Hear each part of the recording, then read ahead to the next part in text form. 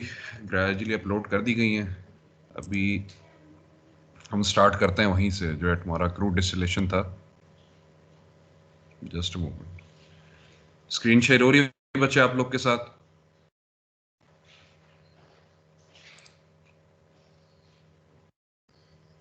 No sir. Sir अभी तक नहीं आई। देखें आई है आ गई स्क्रीन? सर, आ गई आ गई आ गई आ गई। गुड। अच्छा जी,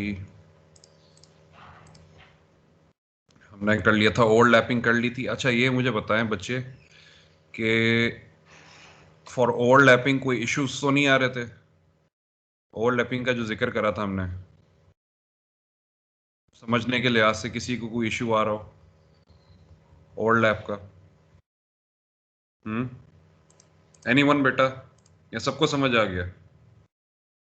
सर एक क्वेश्चन था सर इसमें से। हाँ हाँ, पूछें पूछें।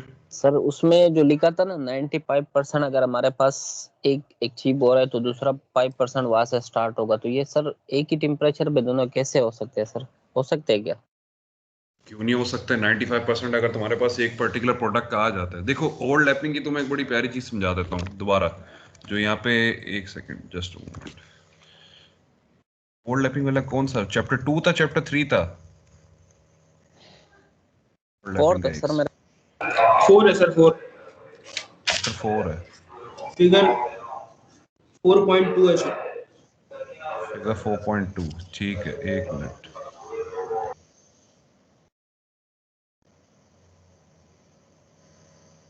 ओवरलैप का देखें बेटा, देखिए बेटा, हमेशा गैप और ओवरलैप का जो देखें, गैप हमेशा पॉजिटिव होगा, ओवरलैप हमेशा नेगेटिव होगा। ठीक है अब्दुल्ला? हमने जब भी हमसे कोई पूछता है ना कि भाई जो टीपीपी फ्रैक्शनेशन होती है उसके अंदर जो 95% और 5% रखा जाता है, उसका एक बेसिक आइडिया जो है वो आपको बता देता हूँ कि लेट सपोज अगर हम केरोसिन और डीजल का जिक्र करें, ठीक है, कैरोसिन एंड डीजल, मतलब डीजल आपका कैरो के नीचे वाला प्रोडक्ट हो गया, हैवी कट आपका वो हो गया डीजल का, और लाइट कट आपका हो गया लेट सपोज कैरोसिन का। अब परफेक्ट फ्रैक्शनेशन के लिए, इक्विलिब्रियम फ्रैक्शनेशन के लिए आपको चाहिए गैप जो कि पॉजिटिव होना चाहिए। ठीक है, अब 95% पे लेट सपोज कैरो का एफवीपी आ जाता है, लेट सपोज 95% कैरो जो हमें वेपराइज फॉर्म में अचीव हुई है वो टेम्परेचर हमें मिलता है 235 सेंटीग्रेड। ठीक है, और हमें पता है कि 245 पे कैरो 100% अचीव हो जाता है। लेकिन हमारा मकसद क्या था? 95 हमारा अचीव हो गया। हमने जैसे ही देखा कि हमारा रन डाउन पे या हमारा जो ड्रॉ टेम्परेचर है वो 235 शो कर रहा है, हम आइडेंटिफाई कर चुके हैं कि भाई ये 95% अचीव हो चुका है। ज्यादा थोड़ा टेम्परेचर बढ़ाते हैं हमारे पास 100% अचीव हो जाएगा, लेकिन ये फ्रैक्शनेशन अच्छी नहीं कहलाएगी। ठीक है ना? क्योंकि जब आप 245 तक टेम्परेचर बढ़ाओगे तो डेफिनेटली 245 पे जब 100% आपके पास कैरो अचीव हो जाएगा तो साथ साथ आपके पास डीजल के लाइट वेपर भी इसमें घुस सकते हैं। हमारे पास ये एक चांस होता नहीं है, ये होता है हमेशा। ठीक है, 235 पे एक चीज अपट्रेंड हो गई। अब 5%, 245 अगर फाइनल बॉइलिंग पॉइंट है डीजल का, ठीक है ना, लेट सपोज मैं कहता हूं ये वाला जो पॉइंट है, एक मिनट, ये आपके पास ये वाला पॉइंट है, ठीक है, हाईलाइट करा हुआ मैंने, ये 245 सेंटीग्रेड शो कर रहा है, और 245 सेंटीग्रेड आपका इनिशियल बॉइलिंग पॉइंट है डीजल का। लेकिन हमें वो नहीं चाहिए। जब हमारे पास 5% अचीव हो जाता है, लेट सपोज 260 पे, लेट सपोज 250 पे अचीव हो जाता है, ठीक है, अब 250 minus 235, 250 minus 235 will give you a positive integer. Consequently अगर आप नीचे देखते हो, ये मेरी फ्रैक्शनेशन बड़ी जबरदस्त हो गई, ठीक है ना, मुझे पॉजिटिव डिफरेंस चाहिए दोनों का। मेरे पास जब नेगेटिव डिफरेंस आ जाएगा वो ओवरलैप आ जाएगा, यानी कि अगर 235 पर 95% कैरो मिल रहा था तो जो आईबीपी का पॉइंट आपके पास गिवन होगा, मैं हाईलाइट कर देता हूं, ये आईबीपी का पॉइंट है, इसको हैवी कट का आईबीपी हमेशा ऊपर आना चाहिए। अगर आईबीपी हमेशा नीचे आ रहा है आपके 95% ऑफ द लाइट कट से, तो डेफिनेटली आपका ओवरलैप होना है, यानी कि यहाँ फ्रैक्शनेशन कोई खास नहीं हो रही। जाहिर सी बात है, हैवी प्रोडक्ट है, हैवी प्रोडक्ट का जो आईबीपी है या स्टार्टिंग पॉइंट है बॉइलिंग का, वो हमेशा लाइट कट के बाद ही आना चाहिए ना। तब हम कहेंगे कि फ्रैक्शनेशन अच्छी हो रही है।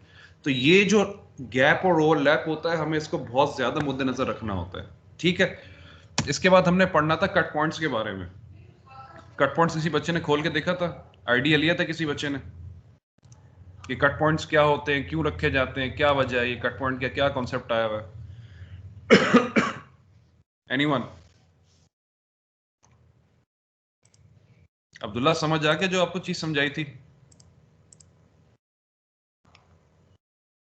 सर मतलब ये कि जो हमारे पास अगर लाइट का हम देखे 100% अगर हमारे पास अचीव हो रहा है और दूसरे का हमारे पास 5% नहीं नहीं अचीव नहीं हो रहा नहीं है, नहीं, उन दोनों। लाइट लाइट का 95, लाइट का 95, हैवी का 5%।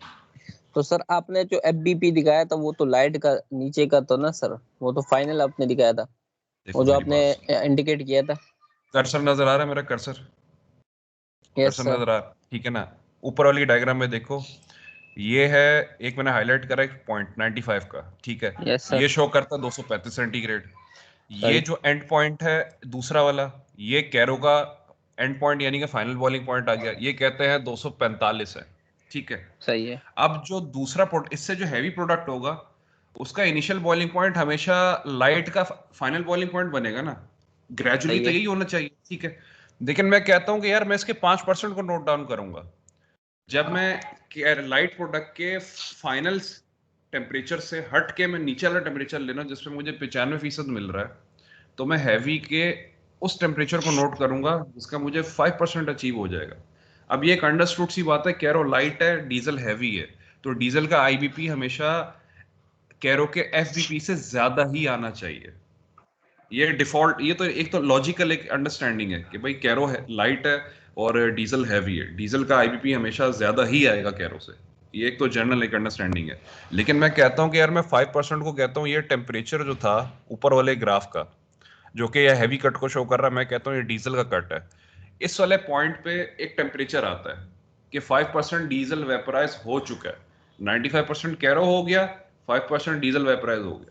अब 95% पे टेम्परेचर था 235, 5% पे टेम्परेचर था लेट सपोज 255। अब आप जो डिफरेंस निकालोगे 255 माइनस 235 निकालोगे, 20 आ जाएगा। ठीक है ना। अब ये पॉजिटिव गैप आ रहा है, ये पॉजिटिव जो वैल्यू आ रही है ना आपके पास, ये आपके पास फ्रैक्शनेशन अच्छी शो कर रही है। द लॉन्गर द गैप, ऐसा नहीं होता कि हमने गैप बढ़ा देना है कि नहीं 5% मुझे अचीव हो रहा है 280 पे और 95% मुझे मिल रहा था कैरो का 235 पे। अब इतना बड़ा गैप भी नहीं चाहिए बेटा आपको। वो जो 285 टेम्परेचर होगा वो 5% का टेम्परेचर नहीं कहलाएगा, वो तो 10-15% पे चला जाएगा।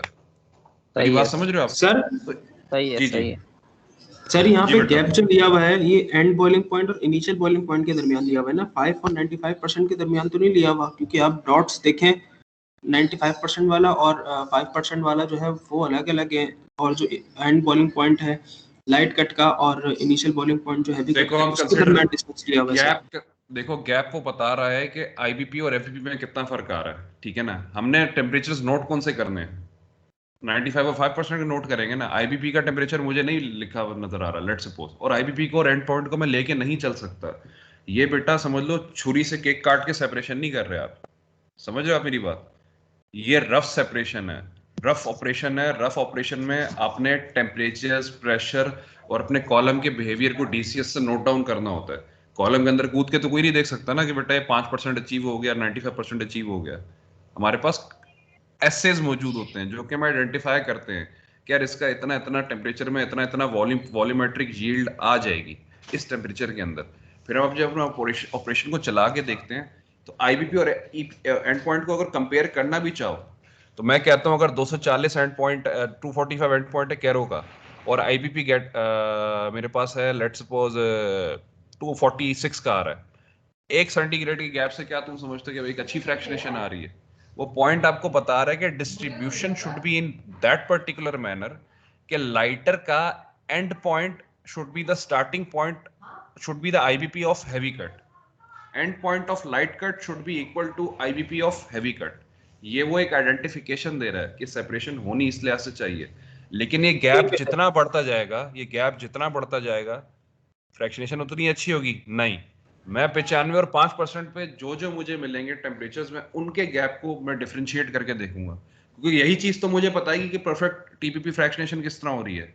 मैं भी इक्विलिब्रियम फ्रैक्शनेशन का जिक्र नहीं कर रहा कि 50% सर अगर गैप 50 बढ़ेगा तो अच्छी नहीं होगी, मतलब अगर गैप। गैप बढ़ेगा तो फ्रैक्शनेशन अच्छी नहीं होगी क्या?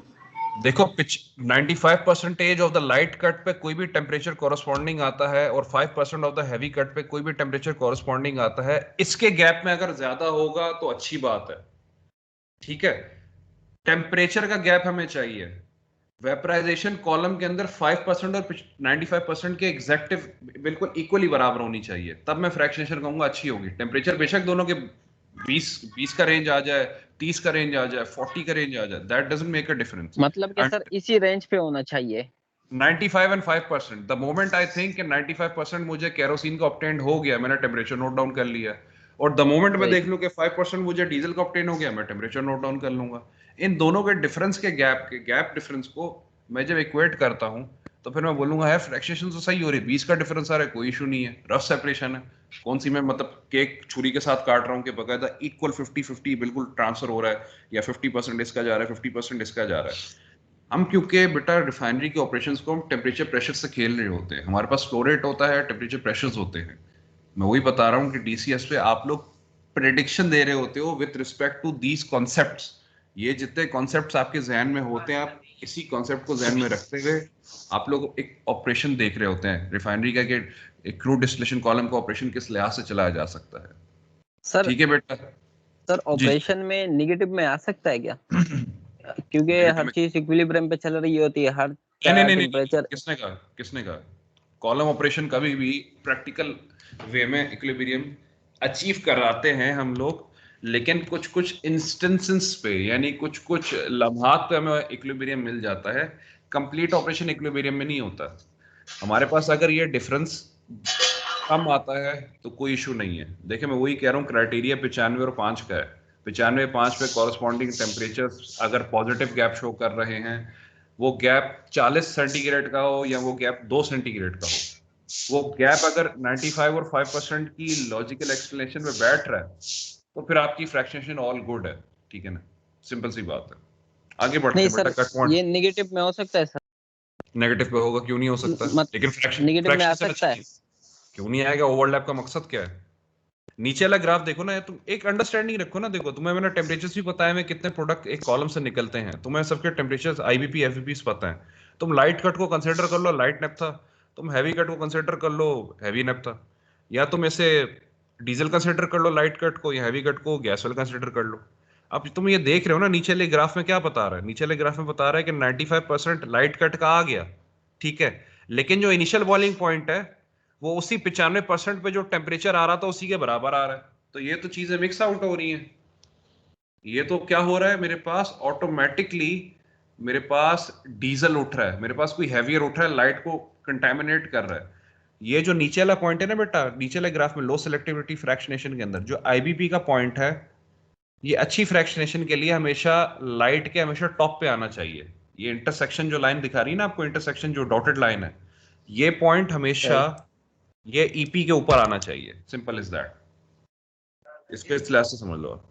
अच्छा कट पॉइंट्स पे आ जाते हैं। अच्छा दूसरे बच्चों को बेटा समझ आया? दोबारा रिपीट करा है? सब बच्चों के जहन नशीन हो गई ये चीज, समझ आ गई है या सर के ऊपर से गुजर गई? आ गया सर, आ गया गुड, समझ। गुड है, गुड है। चलें जी।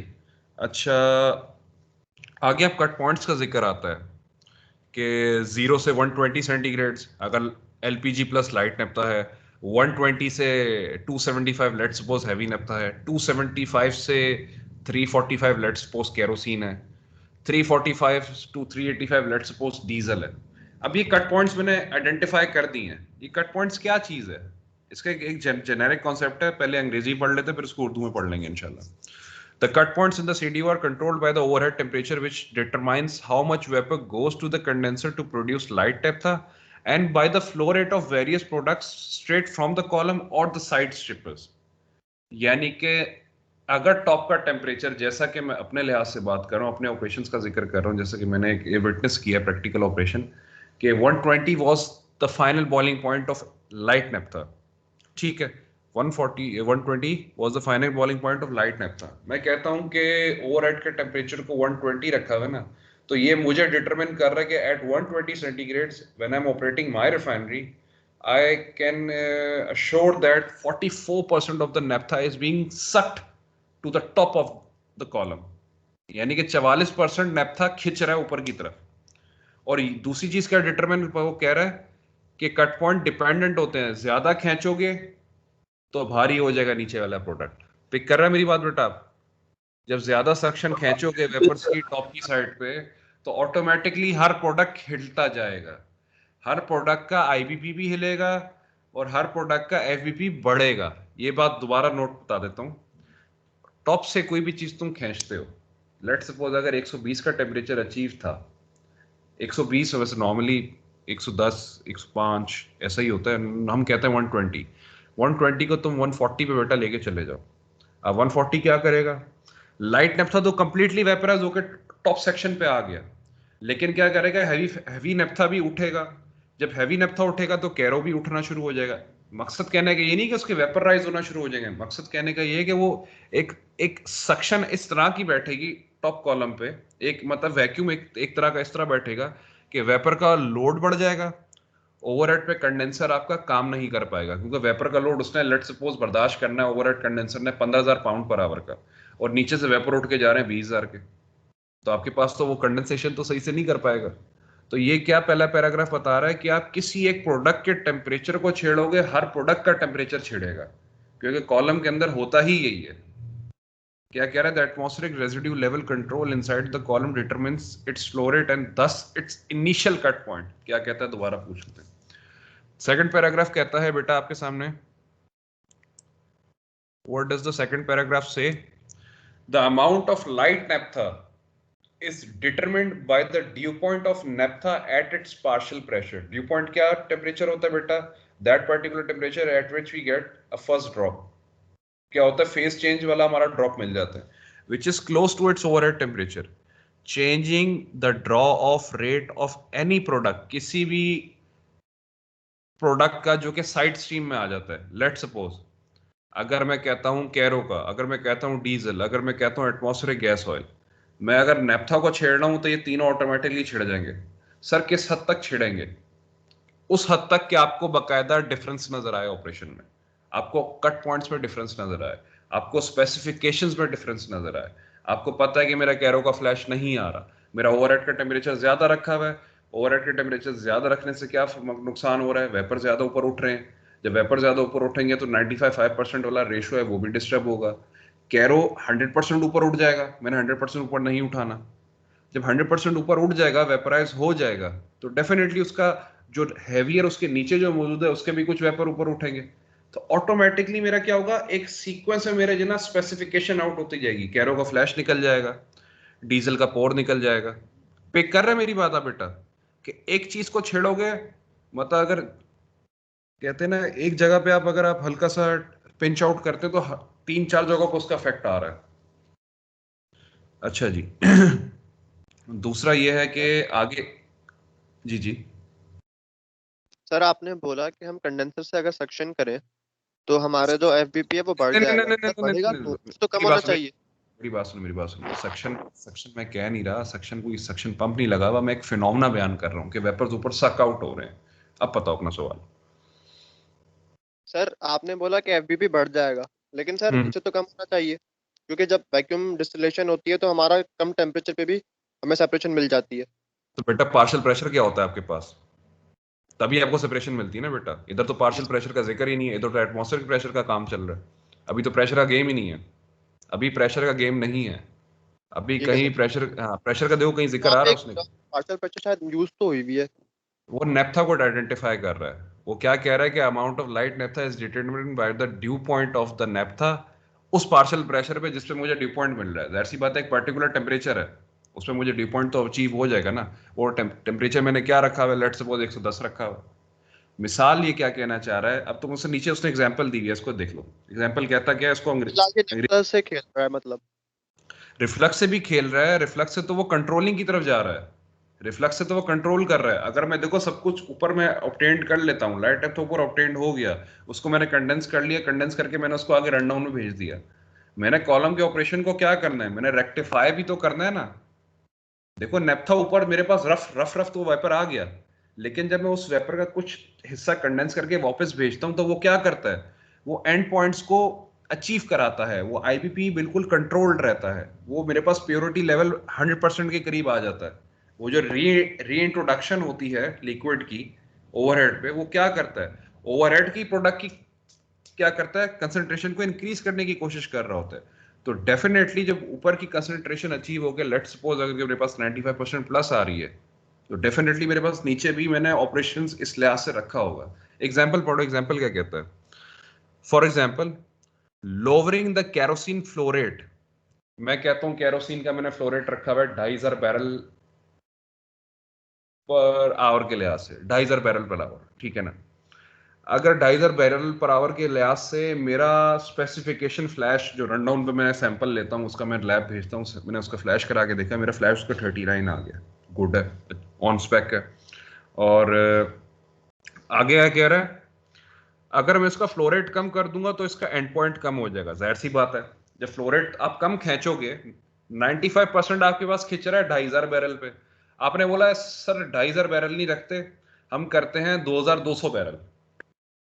तो 2500 बैरल पे 95% अचीव हो रहा था कैरो, वो 95 अचीव जब नहीं हो रहा था 2500 पे, मैंने फ्लो रेट कम करा, वो 2200 पे आ गया। तो जाहिर सी बात है जो 95% था वो भी कम हो जाएगा, होगा कि नहीं कम होगा। तो मेरे पास kerosene basically starting from 0% vaporise till let's suppose 80% vaporise, मेरे पास ये टोटल कैरो है, लेकिन मेरा एंड पॉइंट क्या होगा, ऑटोमेटिकली कम हो जाए, क्योंकि कैरो टोटली नहीं आया, कैरो अभी भी है मौजूद।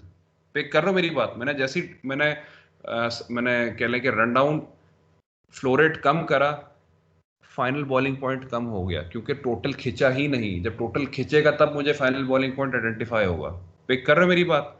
समझ गया sir. will lower its endpoint, make it lighter, but will also modify the initial points of light gas oil and heavy gas oil। अंदाजा लगा लो, जब ये 80% मैंने 2200 के हिसाब से खींच लिया, तो जो बकाया 200 बैरल बच रहा है, वो 200 बैरल तो नीचे गिरेगा, उसूलन तौर पर उसे नीचे ही गिरना चाहिए ना, वो डंप हो गया ना नीचे, मैंने खींचा नहीं टेम्परेचर से, मैंने रन डाउन भी मैंने फ्लो रेट कम कर दिया, तो जो चीज मैं रन डाउन नहीं खींच रहा वो नीचे डंप हो गई, वो फिर ऑटोमेटिकली सब जगह पर डंप होती रहेगी और सबके पॉइंट्स हिल जाते हैं। तो ये क्या कह रहा है, but will also modify the initial points, cut points of light gas oil and heavy gas oil and the initial cut point of atmospheric residue, the residue flow rate, the internal reflux rate, the draw of temperatures and the pump arounds are also affected। अब अंदाजा लगा लो बेटा आप कि आपने एक चीज में उंगली तोड़ी, पूरे पूरे सिस्टम में उंगली टूटती जा रही है, कहीं से हाथ आ रहा है, कहीं से उंगली आ रही है, कहीं से कुछ आ रहा है। ये ऑपरेशन इतना पिन पॉइंटेड एक्यूरेसी से चलना चाहिए, क्योंकि अगर आप बेटा कट पॉइंट्स अचीव नहीं करा सकते, आप डीसीएस पे आप एज अ शिफ्ट इंजीनियर बैठे हो, आपको यही नहीं पता कि मैं एंड पॉइंट अचीव करा पा भी पा रहा हूँ या नहीं कर पा रहा, क्योंकि आपको जस्ट टेम्परेचर्स, प्रेशर्स और ग्राफ नजर आते हैं डीसीएस पे, कॉलम के अंदर क्या चल रहा है, क्या खिचड़ी पक रही है या क्या कुछ हो रहा है, वो बेटा आप सिर्फ क्या करते हैं, स्पेक्यूलेट करते हो with respect to your ideas, with respect to your concepts, with respect to your theoretical understanding, कि आप उस प्रोसेस को थ्योरेटिकली किस तरीके से अंडरस्टैंड कर रहे हो। तुम्हें कट पॉइंट का कॉन्सेप्ट पता है, आपको ओवरलैप का कॉन्सेप्ट पता है, तब जाके बेटा क्रूड डिस्टिलेशन यूनिट को सही तरीके से ऑपरेट कर सकते हैं। आपको ये दो चीजों का नहीं पता तो बेटा आप कुछ भी नहीं कर सकते, क्योंकि आपको आइडेंटिफाई नहीं कर पा रहे आप कि यार कितने टेम्परेचर पे क्या चीज निकलनी है। ये बेसिक्स है ना, ये तो बिल्कुल एक तो, क्योंकि यहां से ये प्रोडक्ट आगे जाके धुलते हैं, ठीक है ना, इनकी हम वॉशिंग कराते हैं, आगे जाके इनको ट्रीट कराते हैं। पूरी रिफाइनरी में मेन मकसद क्या होता है, कच्चा प्रोडक्ट आपका क्रूड डिस्टिलेशन से निकलता है, the raw product you get is only from crude distillation. उसके बाद यही प्रोडक्ट्स को दोबारा हम क्या करते हैं, प्रोड्यूस कराने की कोशिश कर रहे होते हैं, थर्मल क्रैकिंग, कैटालिटिक क्रैकिंग, वो तो चलो एक पर्टिकुलर एक एरिया के लिए हो रही है, लेकिन हमारे पास बाय प्रोडक्ट्स निकल रहे होते हैं, तो हमारी कोशिश क्या होती है, थर्मल क्रैकिंग में दोबारा यही चीजें निकलना है। ऐसा ही है ना बेटा। अब आगे एक और चीज बयान करता है, ये cut point, first and second paragraph understood है सब बच्चों को, first and second paragraph understood है विद रिस्पेक्ट टू कॉन्सेप्ट बेटा, लड़के लड़कियां दोनों के लिए। जी सर। जी सर। गुड है, आगे बढ़ते हैं। Therefore, if the cut point of one stream is changed through a change in its withdrawal rate, अगर कट पॉइंट किसी एक स्ट्रीम का चेंज करना चाहते हो तो उसका विड्रॉवल रेट को भी चेंज करा आपने, ठीक है ना। The flow rate of heavier product next to it should be changed in reverse by the amount in order to make changes in the desired stream only. अब देखो जिक्र आ गया कि आपने एंड पॉइंट को कंट्रोल किस तरह करना है। अब ये रिफाइनरी के ऑपरेशन का जिक्र कर रहा है कि डीसीएस में बैठे आप किस तरीके से काम कर। वो कहता है भाई अगर तुमने लेट सपोज मैंने ऊपर एक आपको कहानी बयान करी, 2500 बैरल आपका निकल रहा था बैरल पर आवर आपका केरोसिन, मैंने उसको कम कर दिया 2200 बैरल पे, ठीक है, 300 बैरल कम कर दिया। अब जब 300 बैरल कम करूंगा तो मैंने कैरो का ड्रॉ ऑफ चेंज करा है, तो उसूलन तौर पे इंजीनियर होने के नाते मैंने अपने ऑपरेशन को डिस्टर्ब नहीं करना। व्हाट विल आई थिंक, क्या इफ आई हैव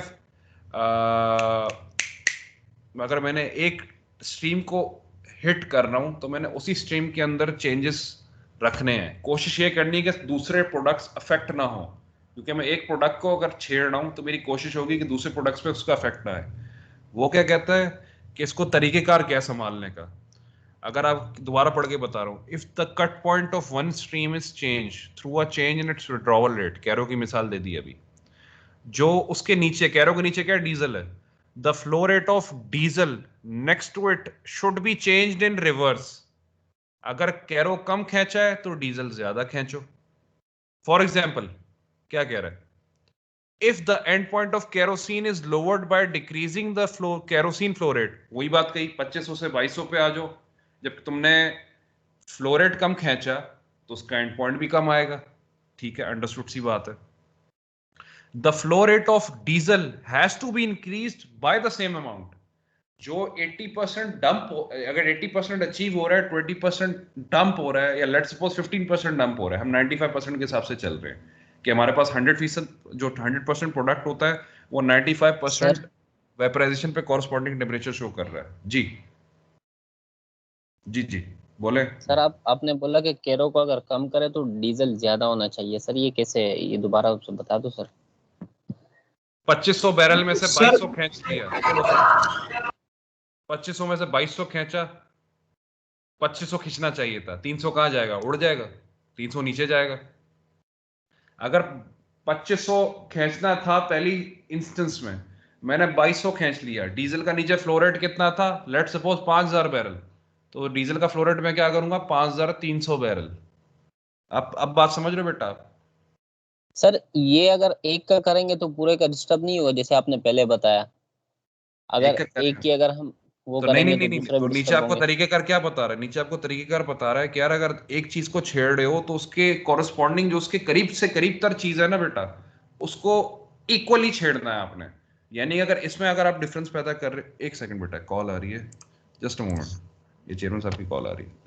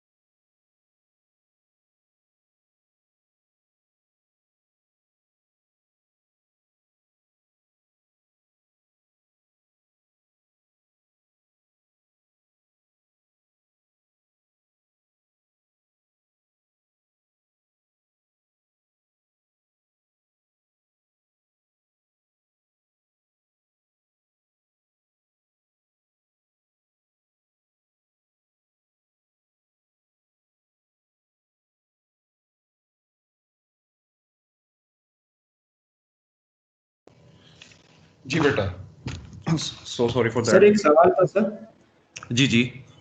सर जैसे कि अभी आपने कहा कि अगर मैं अपना लाइट कट जो है उसकी अगर मैं वो कम कर दूं, जैसे कि 2500 से 2200 कर दूं, तो हाँ हाँ। डीजल जो है सर उसकी प्योरिटी तो फिर अचीव नहीं हो पाएगी ना।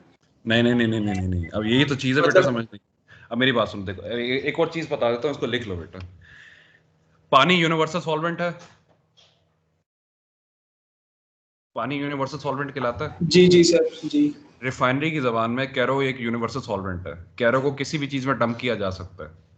कैरो की ऐसी प्रोविजन है कि कैरो को अगर मैं डीजल में डंप करूंगा, डीजल लाइट होगा, डीजल हैवी नहीं होगा।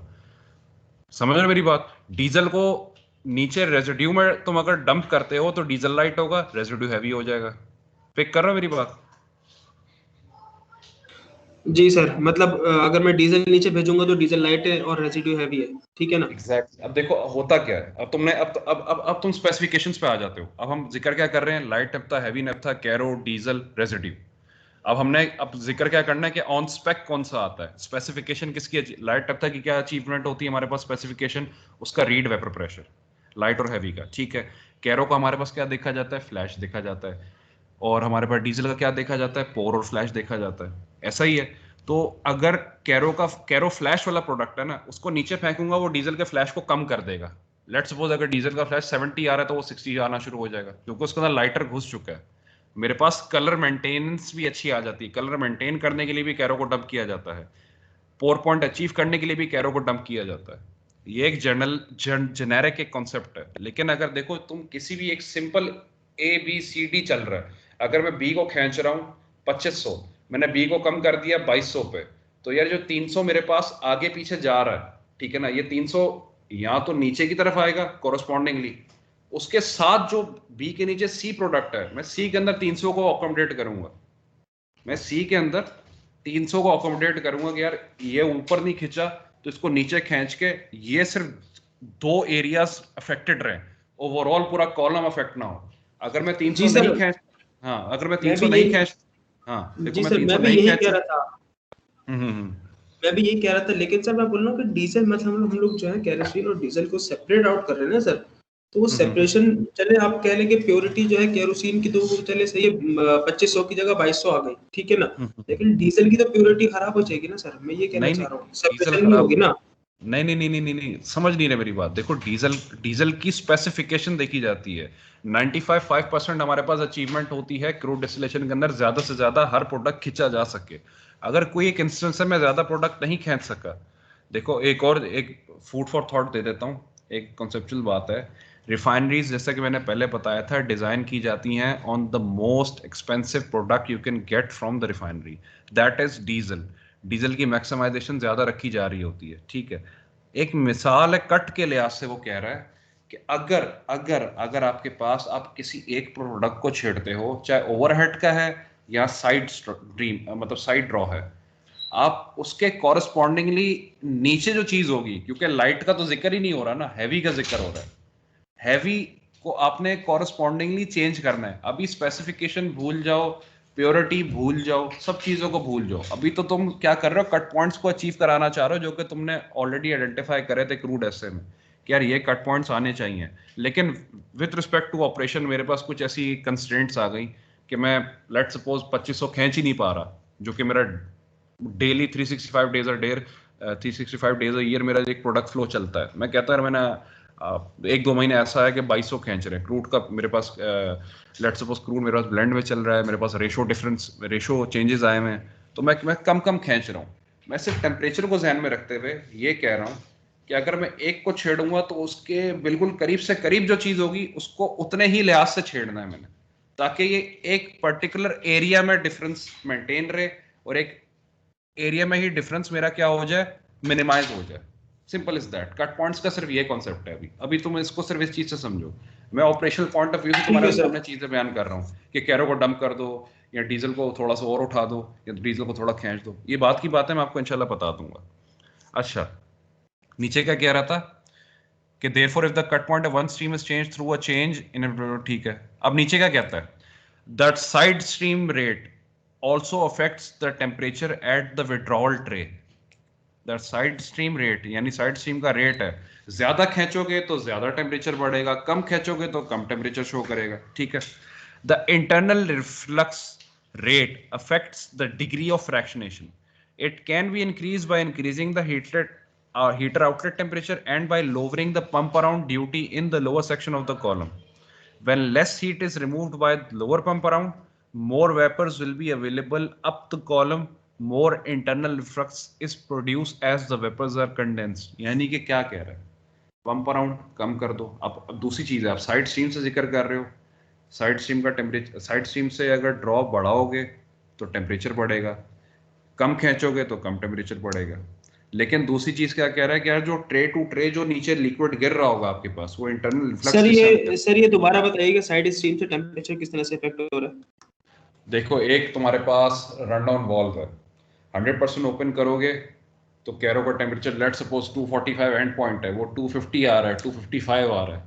आप 100% कभी नहीं खींचते, कभी भी कॉलम से 100% नहीं खींचा जाता, लेकिन आप खींच रहे हो, ठीक है ना। लेट सपोज आपको बस अचानक ही आपको बस खारिश हुई कि नहीं यार मैं 100% खींचूंगा। अब आपने 100% खींच लिया तो ऑटोमेटिकली क्या होगा, एंड पॉइंट कैरो का बढ़ेगा, फ्लो रेट बढ़ेगा, ठीक है ना। आपकी हर चीज हैवी हो जाएगी, आपका डीजल भी हैवी हो जाएगा, ठीक है।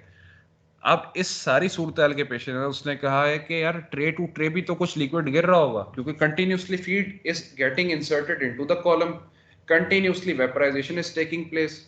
When I said 50% of my feed has to be partially vaporised, तो क्या होगा, यानी ये साथ साथ ये भी फिनोमेना चल रहा है, फ्लैश जोन का फिनोमेना भी चल रहा है, रिफ्लक्स का फिनोमेना भी चल रहा है, पंप अराउंड का फिनोमेना भी चल रहा है। तो वो क्या कह रहा है कि इंटरनल रिफ्लक्स जो ट्रे टू ट्रे नीचे गिरेगा, अगर मैं कहता हूं ऊपर से नेप्था नीचे गिर रहा है, ट्रे 1 से गिर के 2 पे आया, 3 4 5 6 7, आप इन सब चीजों पे जब वो गिर गया, इन सब चीजों पे गिरने के बाद वो क्या करेगा, ऑटोमेटिकली जिस जिस प्रोडक्ट वो जो रिफ्लक्स गिर रहा होगा उसके अंदर लेट सपोज 3 प्रोडक्ट्स हैं, पहले नेप्था की लास्ट ट्रे तक गया, नेप्था सारा निकल गया, चलो भाई अब क्या बचे 2 प्रोडक्ट, कैरो, कैरो की 2-3 ट्रे उसने ट्रेवल करा, कैरो सारा उड़ गया, ठीक है। उसके अंदर अब क्या बचा, डीजल, फिर डीजल नीचे 6-7 ट्रे ट्रेवल करता हुआ गया।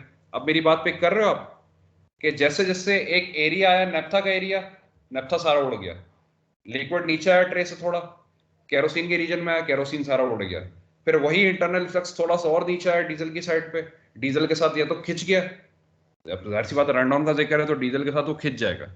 तो ये इंटरनल रिफ्लक्स का भी जिक्र कर रहा है जो कि ट्रे टू ट्रे गिर रहा है, ये भी आइडेंटिफाई कर रहा है मुझे कि यार fractionation of degree of fractionation मेरी कितनी इंक्रीज हो सकती है। आगे क्या कहता है, it can be increase by increasing the heater outlet temperature, यानी 50% इफ प्रोडक्ट, एक सेकंड बेटा होल्ड करिएगा 1 मिनट।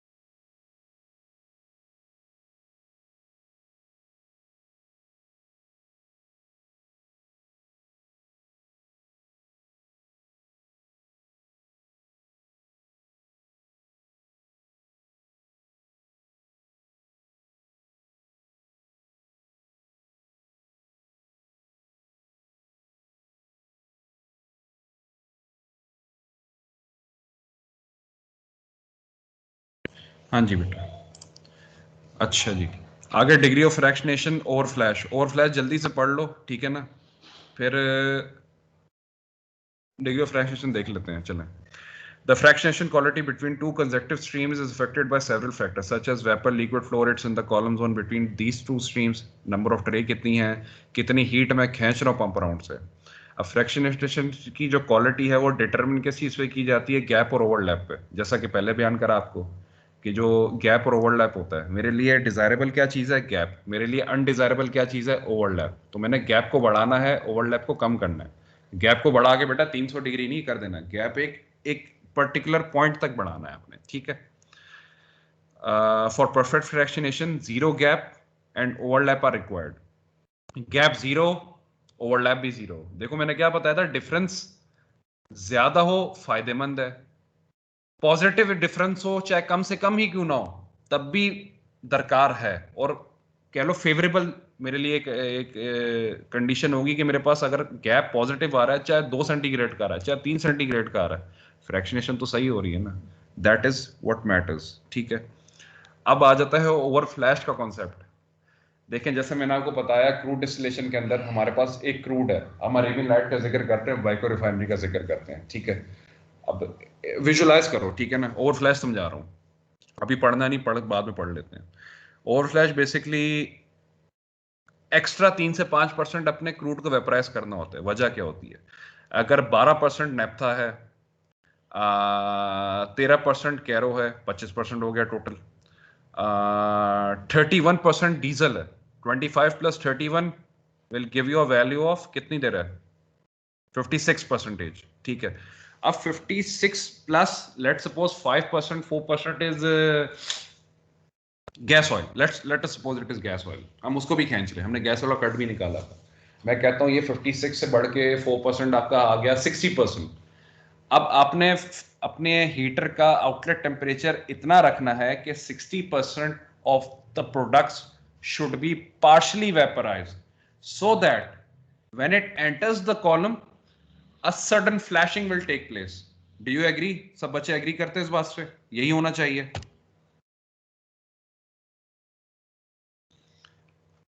बेटा ये बच्चे जाग रहे हैं, सो रहे हैं सारे? 38 के 38 बच्चे, एक 27 है बेटा, दूसरा एक, हाँ ये सर आपने क्या 20। कहा, दोबारा रिपीट कर। बेटा अंग्रेजी ज्यादा अगर बीच में आ रही है तो ये भी बता दें, अगर अंग्रेजी थोड़ा सा डिस्टर्ब कर रही है आपको तो मुझे बता दें, मैं उर्दू में बयान कर दूंगा। वो एक फ्लो चल रहा होता है, मैं फ्लो में चल। जी जी जी जी बच्चे। सर ये ओवरलैप जीरो तो समझ आ गया, पर गैप जीरो होगा तो ये तो ठीक नहीं है ना। परफेक्ट फ्रैक्शनेशन के लिए एक चीज जीरो होनी चाहिए ना। देखें ओवरलैप नेगेटिविटी आ नहीं रही ना, वो कह रहा है जीरो गैप एंड ओवरलैप। देखो जब जीरो गैप होगा तो ओवरलैप का जिक्र ही नहीं आया। मेरी बात पे कर रही हो आप बेटा? जब गैप मेरे पास पॉजिटिव इंटीजर आ रहा है ना, अगर जीरो भी आ रहा है, 0 सेंटीग्रेड आ रहा है, 0 centigrade is not a negative number, it's a positive integer. हम कह रहे हैं कि एक सिंपल एक इंटीजर है, जीरो गैप आता नहीं है हमारे पास, रिक्वायर्ड होता है गैप हमारे पास 10 centigrade, 15 centigrade, 5 centigrade, 4 centigrade, 6 centigrade normally इसमें होता है। ठीक है, वो कह रहा है कि डिग्री ऑफ फ्रैक्शनेशन के लिहाज से अगर देखा जाए, परफेक्ट फ्रैक्शनेशन चाहिए, गैप कम से कम हो लेकिन पॉजिटिविटी आनी चाहिए, ओवरलैपिंग ना हो, यानी कि भारी चीज लाइटर चीज के साथ ना बनना शुरू हो जाए। पिक कर रही मेरी बात? ठीक है सर, आ गया मुझे समझ। अब और फ्लैश का जिक्र मैंने बताया कि 60% मेरा वेपराइज हो जाए। जो हीटर आउटलेट होता है उसको हम ट्रांसफर लाइन कहते हैं। ट्रांसफर लाइन टेम्परेचर मैंने इतना फिक्स करा कि मेरे पास 60% of the product is partially vaporise. अब ओवर फ्लैश क्या कहता है, अब पढ़ना, ये पीछे चीज जहन नशीन हो गई है। 60% क्यों चाहिए, क्यों वेपराइज चाहिए, कितना टेम्परेचर चाहिए, हीटर का आउटलेट कितना होना चाहिए, ये सारी चीजें बयान हो गई। आगे क्या कहता है, in order to fractionate the crude oil into various products, it has to be heated to a temperature between 330 to 385, 725 Fahrenheit। देखें वॉटसन अमेरिकन पेट्रोलियम इंस्टीट्यूट की एक किताब है, technical data book, API technical data book, उसके अंदर आपके पास जो atmospheric condition में आप फर्नेस का टेम्परेचर मैक्सिमम लेके जा सकते हैं वो 750 फ़ारेनहाइट है। अबव 750 फ़ारेनहाइट आपके पास डिकम्पोजिशन स्टार्ट हो जाती है। तो इधर इसने क्या बयान करा है, 750 की लिमिट से नीचे एक बात बयान करी है कि 725 Fahrenheit should be the maximum, और let's suppose you can achieve it to this particular temperature depending on the crude composition. The partially vaporised crude transfer to the flash zone of the column located at a point lower down the column। ठीक है, वही बात आ गई, मतलब striping section के let's suppose 20 tray हैं, 20 tray के striping section की जो पहली ट्रे होगी वो फ्लैश जोन कहलाएगी, और रेक्टिफाइंग सेक्शन का जो बॉटम जोन होगी वो फ्लैश जोन कहलाती है। ऐसा ही है, फर्नेस का आउटलेट टेम्परेचर इतना होना चाहिए कि आपके सारे प्रोडक्ट्स वेपराइज हो जाएं।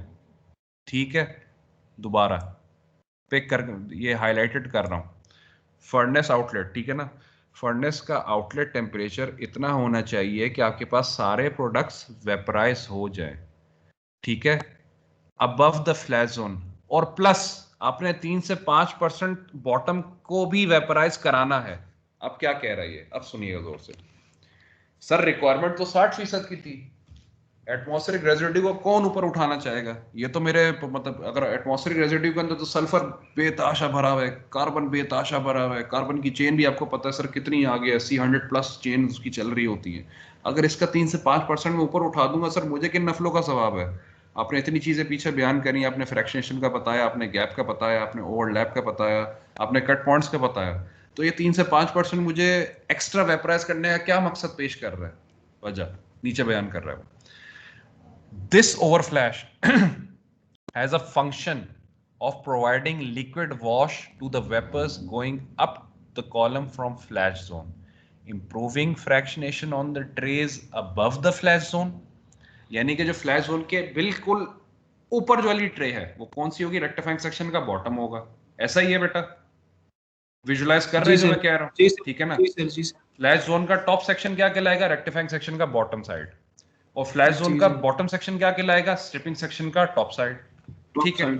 अब ये एरिया आपके पास, इसमें ट्रेस भी होती हैं, इसमें थोड़ा कह लें आपके पास डिमिस्टर पैड्स, नहीं डिमिस्टर पैड्स कुछ इंस्टेंस में लगे हो। लेट्स सपोज ये एरिया ऐसा ओपन होता है, यहाँ वेपर का इतना सारा लोड है, वो कहता है 3 से 5% थोड़ा एक्स्ट्रा इसको वेपराइज कर दो। अगर 60% तुम पार्शली वेपराइज कर रहे हो, उसको 63% वेपराइज कर दो, इसको 64% वेपराइज कर दो।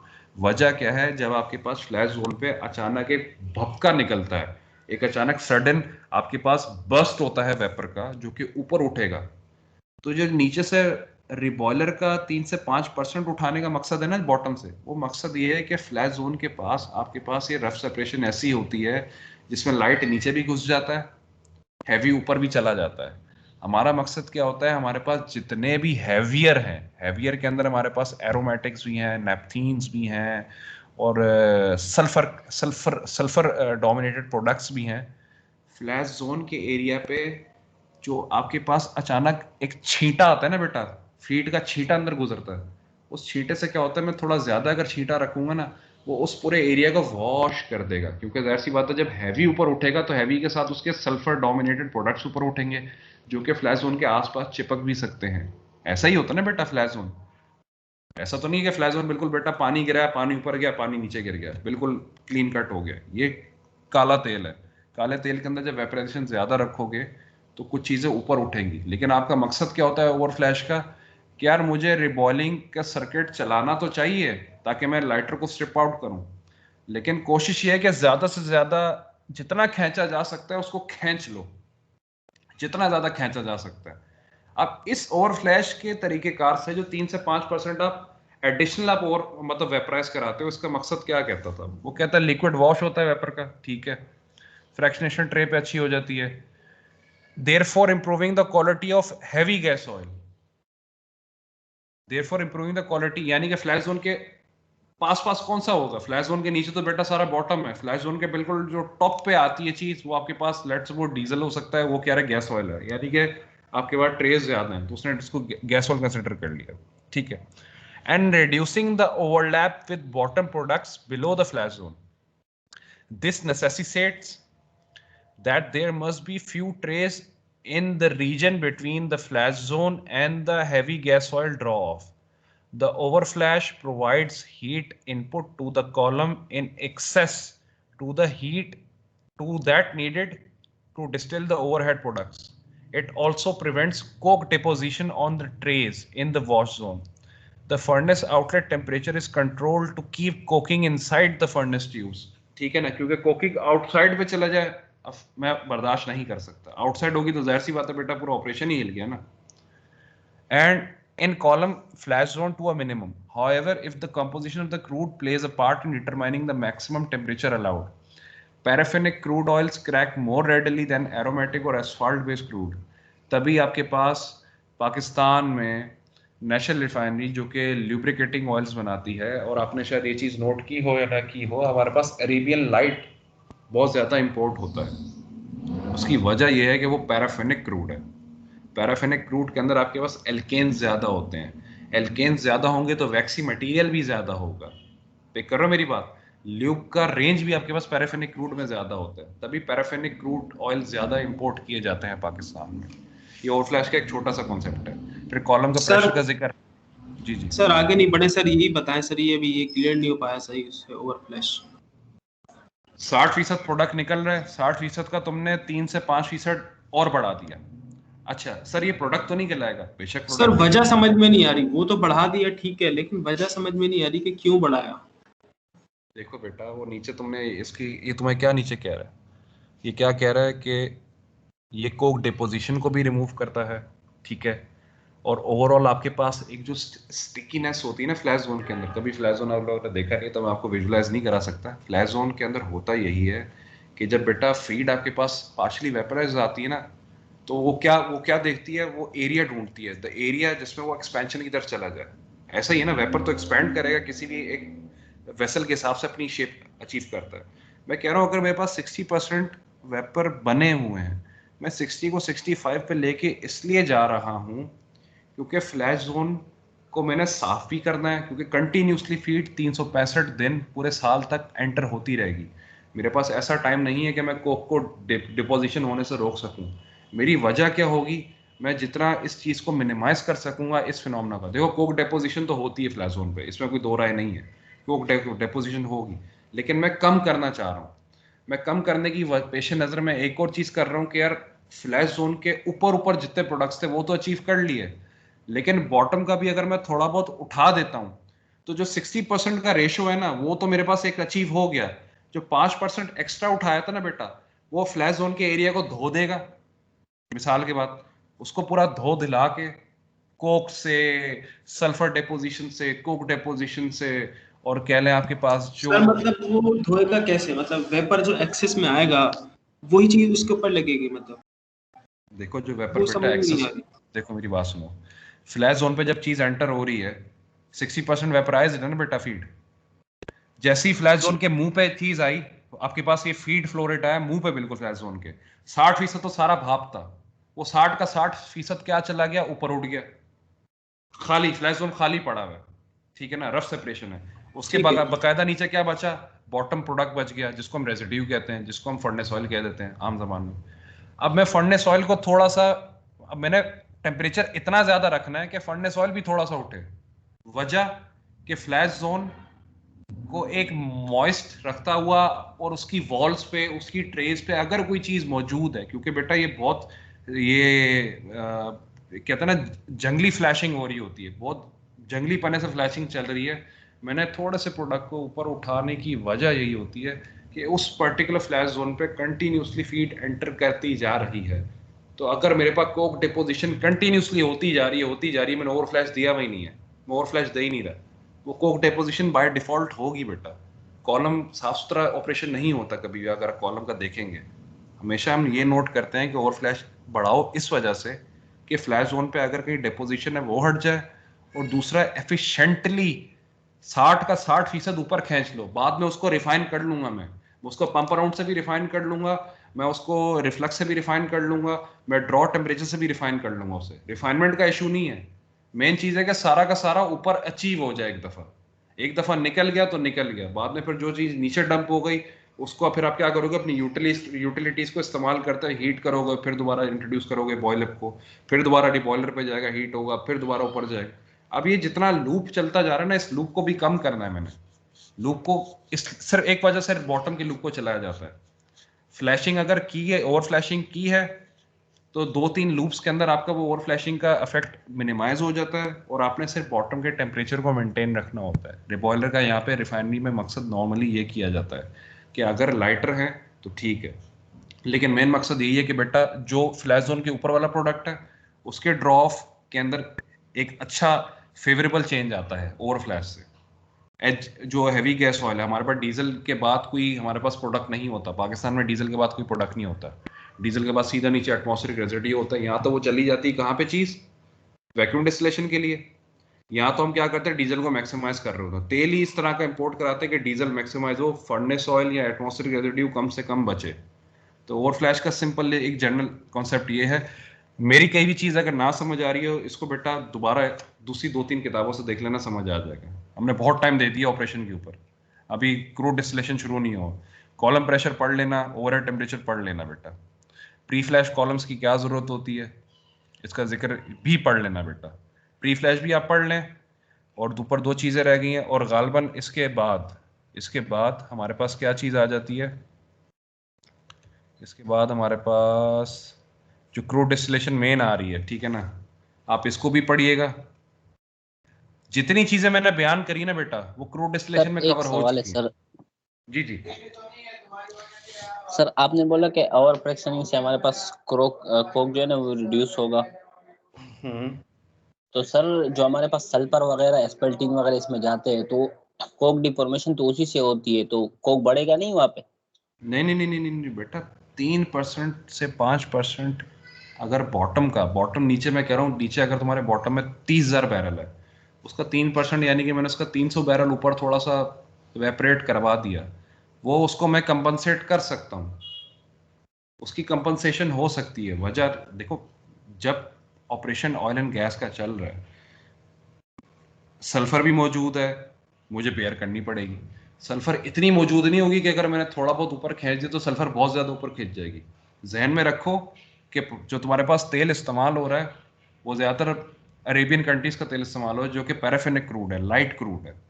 तो ये एक चीज़ अंडरस्टैंडिंग आ जाती है कि यार ज़्यादा से ज़्यादा अगर आपने प्रोडक्ट गेन करने हैं तो आप थोड़ा सा ओवरफ्लैश इस वजह से भी करा दें कि फ्लैश जोन के बॉटम पे जो आपके पास, या फ्लैश जोन के मुंह पे जो आपके पास प्रोडक्ट अचीव हो रहा है, आप उसके भी एंड पॉइंट्स को इनिशियली तौर पे थोड़ा सा आप फिक्स आउट कर सकते हैं ओवरफ्लैश से। यानी कि इस एक चीज़ से 6-7 मकासद हासिल हो रहे हैं। एक मकासद हासिल नहीं हो रहा कि सिर्फ फ्लैश जोन को धो दो आप, ऐसा मकासद नहीं है। 2-3 और मकासद जो हम हासिल कर लेते हैं। मैं वही कह रहा हूँ, अगर मेरी चीज़ अगर आपको नहीं समझ आ रही, आप इसको 1-2 बुक्स से दोबारा खोल के देख लें, आपको इंशाल्लाह समझ आ जाएगा। अगर नहीं समझ आता और फ्लैश का कॉन्सेप्ट, तो आप इसको नेट से नोट डाउन कर लीजिएगा। अगर स्टिल नहीं समझ आता तो मैं फिर आपको अपने तरीके से दोबारा और समझाने की कोशिश करूँगा। ठीक है सर बेटा? 2-3 पॉइंट इसके बता दो कि फायदा क्या है, 2-3 पॉइंट बस। भाई फ्लैश जोन धुलती है, कोक डिपोजिशन कम होती है, ये 2-3 पॉइंट बता दिए हैं। अब ये 2-3 पॉइंट को मैं तस्वीर साजी में तुम्हें दिखा नहीं सकता कि यार वाकईतन ऐसी चीज़ हो रही है कि नहीं हो रही। मैं तुम्हारी बात समझ गया हूँ, तुम्हें समझ क्यों नहीं आ रहा। जिस तरह एक पिक्टोरियल रिप्रेजेंटेशन हर चीज़ की हो रही है, तो इसकी पिक्टोरियल रिप्रेजेंटेशन हो जाती तो और अच्छा अंडरस्टैंडिंग आ जाती। ओवर फ्लैश कह रहा हूँ, जितना मैंने समझाया उतना ही है। अगर वो नहीं पल्ले पड़ता, आप उसको खुद गो थ्रू करके देखो, नेट पे जाके देख लो what is over flash, what is the purpose of over flash, आपको ऑटोमेटिकली समझ आ जाए क्यों किया जाता है। उधर भी ये चीज़ें लिखी आएंगी। लेकिन आप वो कह रहे हो ना कि यार इसको मैं समझूं किस तरह, यानी कि फ्लैश पे अगर 60% वेपर है तो 65% वेपर डालने का मुझे क्या फ़ायदा हासिल हो रहा है? यही तो फ़ायदा हासिल हो रहा है कि कोक की डिपोजिशन कम हो रही है। आपका जो जो बॉटम मोस्ट प्रोडक्ट है, जो बॉटम मोस्ट लाइट प्रोडक्ट है, आप उसके एंड पॉइंट्स को आप अरेंज कर सकते हैं। मतलब मकासद 3-4 हासिल हो सकते हैं। पिक कर रहे हो मेरी बात?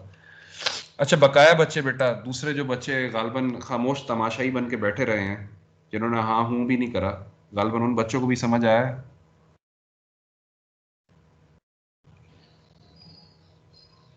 बेटा किसी को आवाज आ रही है? एक चीज इधर छोटी सी सर, हाँ पूछो पूछो। सर एक जो हम आपने बोला कि अगर किसी प्रोडक्ट को हम कम खींचे, मतलब उसका अगर हम एंड पॉइंट हम उसका कम कर रहे हैं, इसका मतलब तो जो उसके नीचे जो प्रोडक्ट है उसका इनिशियल पॉइंट बढ़ जाएगा।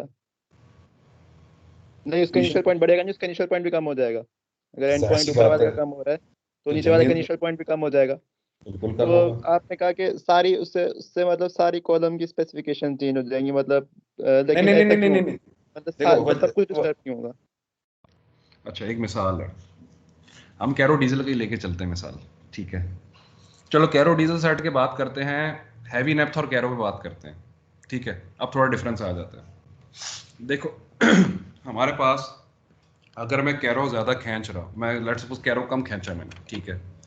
कैरो की नेचर मैंने आपको बता दी, कैरो का फ्लैश देखा जाता है, ठीक है ना, क्योंकि कैरो से ही आपने आगे जेट फ्यूल बनाना होता है। अगर कैरो डीजल पे डंप हो रहा है तो वो तो डीजल को लाइट करेगा, बिल्कुल सही है। कॉलम के दूसरी स्पेसिफिकेशन किस तरह अफेक्ट होंगी? उस वक्त तक दूसरे प्रोडक्ट्स अफेक्ट नहीं होंगे जब तक मैं जो चेंज मैंने कैरो में करा है उसके कॉरेस्पॉन्डिंग जो नीचे प्रोडक्ट है, अगर मैं वही सिमिलर चेंजेस उसमें कर दूं, तो मैं इन दो तक मैंने महदूद कर दिया। जो मैंने चेंज किए, जो मैंने छेड़खानी की थी, वो मैंने 2 प्रोडक्ट्स तक मेंटेन कर दी। लेकिन अगर मैं इसकी कंपनसेशन नीचे वाले प्रोडक्ट में नहीं कर रहा, अगर मैं इसकी कंपनसेशन नीचे वाले प्रोडक्ट में नहीं कर रहा, अब एक चीज को नोट डाउन करो, उसने क्या बयान करा, लाइट नफ्था को छेड़ो, हैवी नफ्था को छेड़ो, कैरो को छेड़ो, डीजल को छेड़ो, पूरा कॉलम हिल जाता है, क्योंकि उसी सेम टाइम पे इसी कॉलम के अंदर आपके पास रिफ्लक्स भी चल रहा है, इसी कॉलम आपके पास पंप अराउंड भी चल रहा है। अभी हमने उसकी एक्सेप्शन निकाल दी, पंप अराउंड को साइड पे फेंका हुआ है, रिफ्लक्स को साइड पे फेंका हुआ है। मैंने बोला कैरो के अंदर जितना चेंजेस ला रहे हो उतने कॉरेस्पॉन्डिंग चेंजेस उसके नीचे वाले प्रोडक्ट में ले आओगे तो कोई डिफरेंस का फर्क नहीं पड़ेगा, ना रिफ्लक्स अफेक्ट करेगा ना पंप अराउंड अफेक्ट करेगा। लेकिन अगर आप किसी भी प्रोडक्ट में कुछ एक छोटा सा भी चेंज लेकर आ रहे हो और आपने उसके कॉरेस्पॉन्डिंग जो प्रोडक्ट है उसके अंदर उसका वो चेंज कंपनसेट नहीं करा, तब आपके कॉलम के अंदर अफेक्शन आएगी, कॉलम में प्रोडक्ट्स अफेक्ट होंगे। बहुत ड्रास्टिक अफेक्ट नहीं होगा, लेकिन ओवरऑल आपकी स्पेसिफिकेशन मीट नहीं होगी। देखो मेन मकसद ये नहीं होता कि इस टेम्परेचर पे 95% आ गया भाई मेरा चीज आ गई, ऐसा नहीं होता।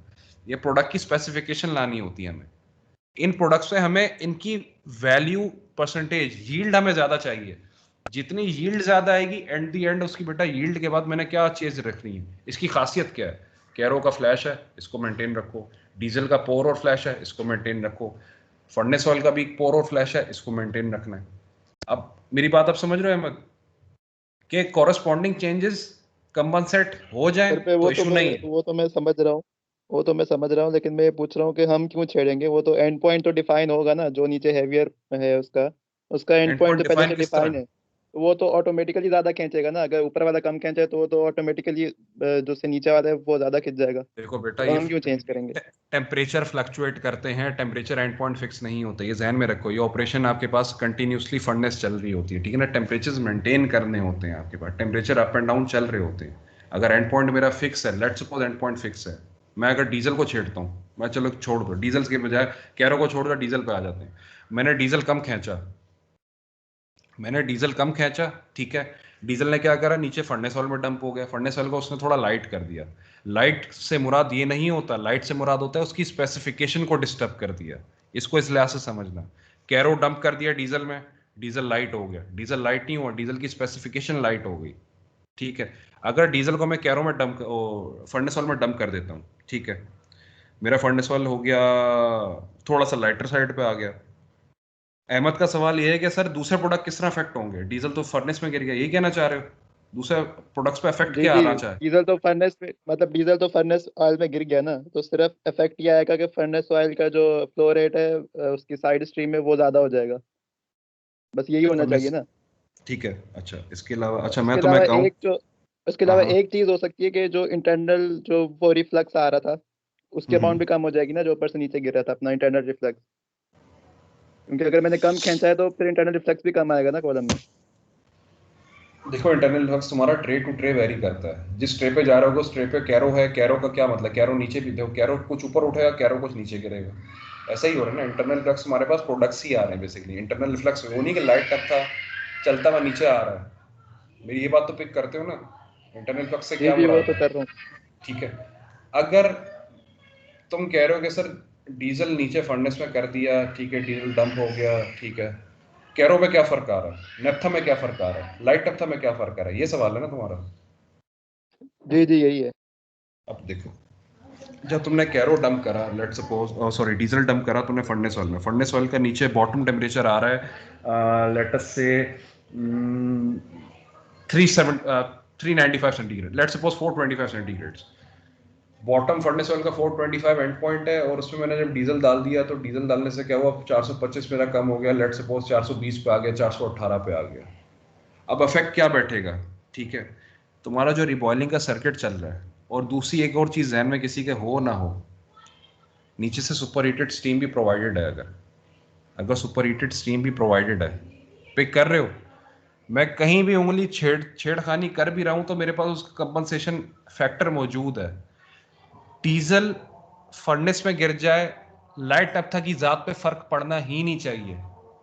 Number of trays in between these two कितना है बेटा, लाइट नफ्था पे कैसे इफेक्ट आएगा?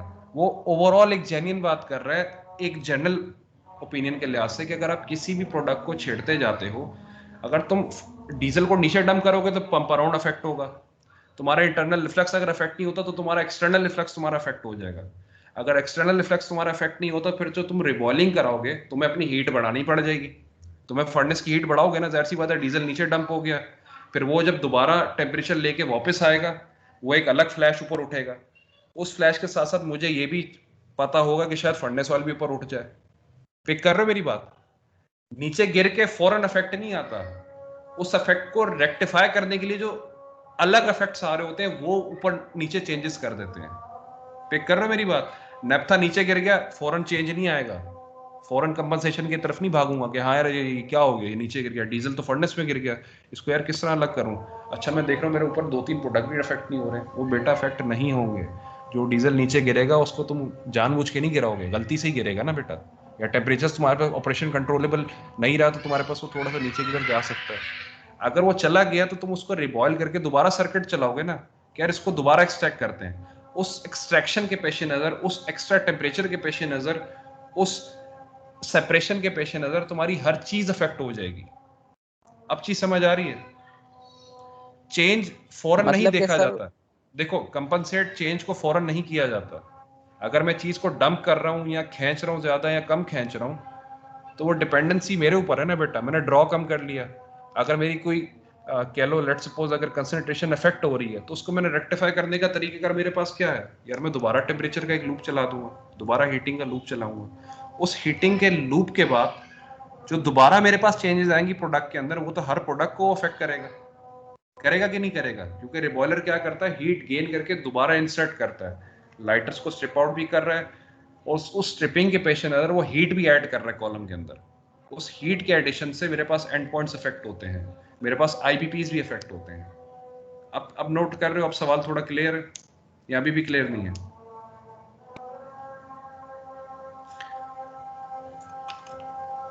हेलो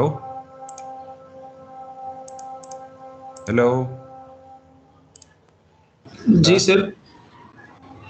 अहमद कहाँ चला गया? सवाल पूछ के गायब हो गया। इधर ही हूँ, अहमद इधर ही हूँ। हाँ क्लियर हुआ बेटा? सर वो तो मुझे क्लियर हो गया है जो आप बोल रहे हैं, लेकिन मैं ये बोल रहा था कि जो उससे जो नीचे वाली जो स्ट्रीम है ना, जो उससे नीचे वाला जो आपका फ्रैक्शन है, सिर्फ वो डिस्टर्ब होना चाहिए, पूरा कॉलम नहीं होना चाहिए। देखो नीचे वाली चीज डिस्टर्ब, मैं वही कह रहा हूँ, एक दफा एक चीज किसी दूसरे में डंप हो गई उसको तुम फौरन के फौरन रेक्टिफाई नहीं करते। तुम्हारे पास टेम्परेचर क्या चल रहा है, ऑपरेशन क्या बेस पे चल रहा है? टेम्परेचर डोमिनेटेड चल रहा है, टेम्परेचर के ऊपर इफेक्ट सारे देखे जा रहे हैं, ठीक है ना। अगर कोई चीज डंप हो गई है तो टेम्परेचर कम था तभी डंप हुई है। अब जब मैं टेम्परेचर बढ़ा के उसको दोबारा उस चीज को रेक्टिफाई करने की कोशिश करूंगा, उस रेक्टिफिकेशन के अंदर बेटा आईबीपीज और एंड पॉइंट्स मेरे अफेक्ट होंगे। फौरन गिरने से अफेक्ट नहीं होता, उस अफेक्ट को रेक्टिफाई करने के दौरान मेरे पास जो मैं ऑपरेशंस के अंदर चेंजेस लाऊंगा उससे एंड पॉइंट्स और आईबीपीज अफेक्ट होते हैं। फौरन गिरने से कभी लाइट नफ्था अगर मेरे पास हैवी नफ्था में डंप हो जाए, हैवी नफ्था पे की जात पे कुछ फर्क पड़ेगा या कैरो की जात पे कुछ फर्क पड़ेगा? कुछ फर्क नहीं पड़ना।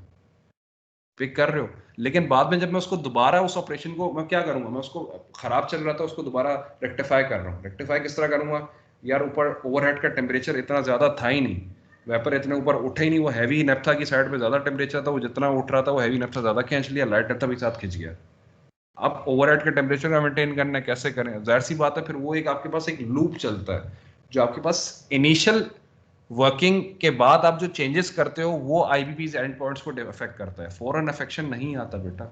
फौरन आपको सिंपल ये पता लग जाएगा, आपने रन डाउन टेम्परेचर देखा डीसीएस पे, नॉर्मली आपके पास डीजल का आता है 365 आता है, अभी आपके पास टेम्परेचर आ रहा है 320। आप सर पकड़ के बैठे हो यार ये 320 क्यों आ रहा है, ये तो साला ये तो 345 तो इसका नॉर्मल 95 होता है और मेरे पास 320 आ रहा है।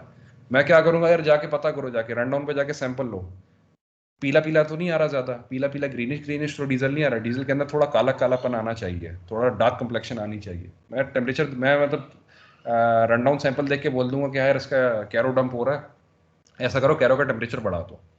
अब कैरो का जब टेम्परेचर बढ़ाऊंगा तो बेटा उसका जो स्पेसिफिकेशन होगी ना, जो मैं 39 फ्लैश पॉइंट लाना चाह रहा हूँ, वो सिंगल रन में नहीं आती, वो 3-4 घंटे के ऑपरेशन के बाद मुझे फ्लैश अचीव होगा, वो फौरन फ्लैश अचीव नहीं होता। आप समझ रहे हो? एक ऑपरेशन अपना बयान कर दिया, जैसे ऑपरेशन मैं करता लेके चलता रहूं आगे। ये चेंजेस आते हैं। ड्रास्टिक चेंजेस फौरन नहीं आते। किताब कहती है कि ड्रास्टिक चेंजेस आते हैं जरूर आते हैं, लेकिन जिस ऑपरेशन को हम मुद्देनजर रख के चल रहे हैं और जिस लिहाज से हम अपने अपने पाकिस्तान के सिनेरियो में जिक्र कर रहे हैं ना, पाकिस्तान के सिनेरियो में मैंने एक रिफाइनरी में काम कर रहा है, मैं उस ऑपरेशन पॉइंट ऑफ व्यू से आपको चीज़ बयान कर रहा हूँ कि उस इफेक्ट को रीट्रेट करने के लिए, रिकंस्ट्रक्ट करने के लिए मुझे फ्लैश, अब जैसे वही बात कर रहा हूँ ना, अगर एक प्रोडक्ट मेरा कोई हिल जाता है, ठीक है, मैं उसकी कंपनसेशन लाते लाते मुझे 3 से, जी बेटा, जी मैं ला देता हूँ, अच्छा मैं ला देता, ठीक है बेटा, 1:15 हो गए, बच्चों की भी बेटा बस हो गई है मेरा ख्याल है। अहमद, अगर कोई चीज़ ना उस तरीके से पढ़ रही हो ना पल्ले, कोई इशू नहीं है, 2-3 दोबारा एक लिटरेचर खोल के देख लो, फिर दोबारा डिस्कशन कर लेंगे नेक्स्ट क्लास में। ये क्लास थोड़ी ज़्यादा खिंच गई। जी ठीक है।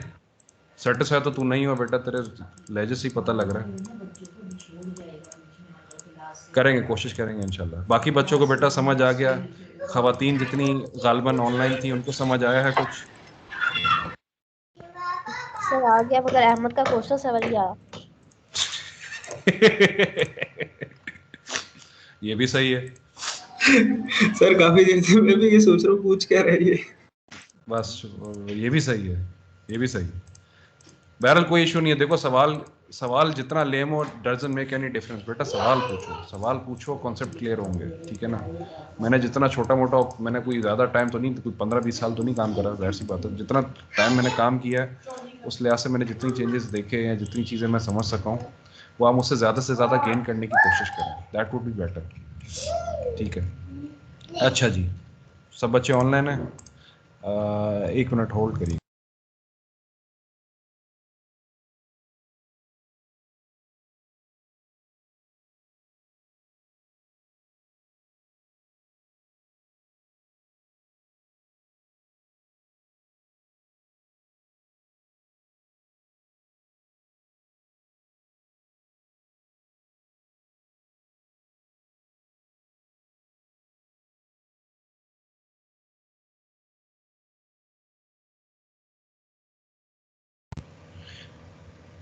रेहाम समझ आ रहा है सही?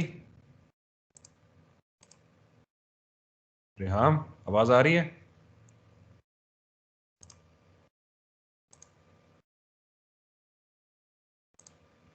इसको आवाज नहीं जा रही बच्चे को?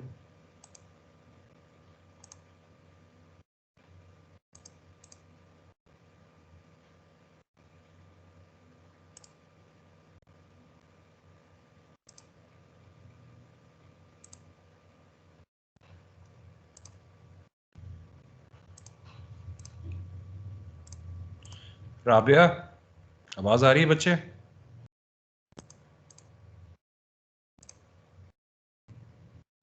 यस सर, आ रही है। बच्चे समझ आया आपको? जी सर। थोड़ा थोड़ा या बस आ गया? सर थोड़ा थोड़ा आया है। थोड़ा थोड़ा। मारूख आप सर आप बताएं। कुछ कह रहे हैं? आप बताता हूँ। मारूख आवाज आ रही है बच्चे?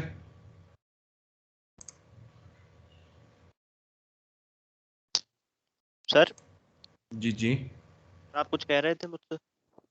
हाँ रेहा, मैं कह रहा था तुम्हें समझ आ रहा है तुम्हारा, यार सवाल जब उस तरह आते नहीं है।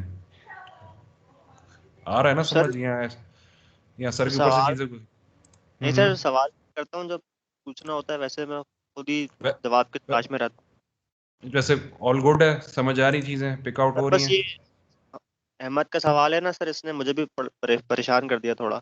नहीं, ये ये सवाल बेसिकली इसका सवाल देखो, इसका सवाल बिल्कुल सही था। इसका सवाल ये था, ये कह रहा था कि सर जिस तरह जैसे किताब कह रही है ना, किताब तो कहती है कि सडन चेंजेस आ रहे हैं, आप कह रहे हैं सडन चेंजेस नहीं आ रहे हैं, आप कह रहे हैं 3 से 4 घंटे लगेंगे दोबारा ऑन स्पेक लाने के लिए। पॉइंट और इनिशियल पॉइंट में ही फंसा हुआ था अभी, क्योंकि जो मैंने सवाल किया था पहले, वो मेरा ये अच्छा। सवाल था कि अगर हम ज्यादा खींच रहे हैं कंडेंसर की तरफ वेपर को, तो आपने पहले बोला था कि जो एंड पॉइंट है वो बढ़ जाएगा, और बढ़ना भी चाहिए क्योंकि उसको टाइम ही कम मिल रहा है अंदर रहने के लिए।